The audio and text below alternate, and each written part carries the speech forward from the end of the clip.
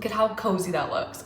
Welcome back to my kitchen. Tonight we're gonna be making a very simple, no measurement chicken coconut curry dish. It is so easy, I swear that anyone can make it. It is so freaking good. One of my favorite weeknight meals. All you need is some chicken, rice, broccoli, yellow onion, coconut milk, and coconut cream, a pepper of any color that you like, red curry paste, I love this one from Thai Kitchen, crushed peppers, salt, and pepper. First things first, I like to put my rice on the stove because it takes a lot. I like to use organic jasmine rice. Next, we're gonna cut up an onion and a pepper. I like to use a whole onion, but if this was a lot larger, I'd probably just use a half. Them into little slivers. Then cut your freshly cleaned pepper, also little slivers. Oh, this one had a little baby in it. Yum. Gotta feed your doggo. Then set aside.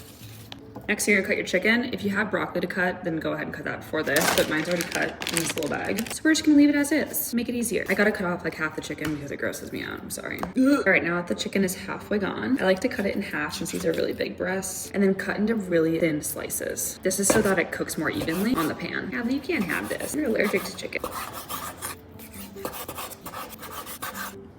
We're gonna heat up our big pan because everything's gonna be made in here. So you gotta make sure it's big enough to hold everything. Olive oil on it. Turn down to like a medium heat and then layer your chicken in a nice thin layer.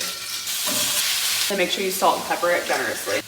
And then do not touch until your pan releases chicken so that nothing gets stuck to the bottom. Also, do you guys like my outfit?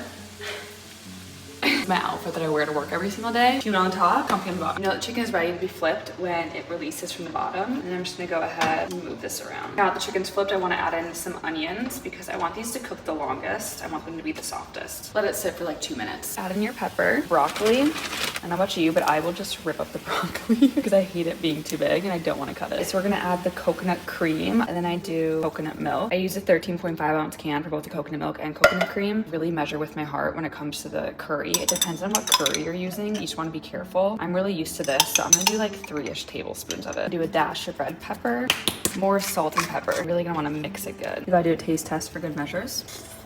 Then you can use a little bit more spice. You're gonna let this simmer a little bit until the vegetables are soft to your liking, and then it's ready to serve. There's truly nothing better than a warm curry when it starts to get a little bit colder out. Now we're not gonna get all fancy here, okay? I like to do, I don't know, like a half a cup of rice, maybe a little bit more, then spoon in delicious curry. All right, but that's it. My easy 30-minute, non-traditional coconut curry with chicken that anyone can make. You don't even have to measure.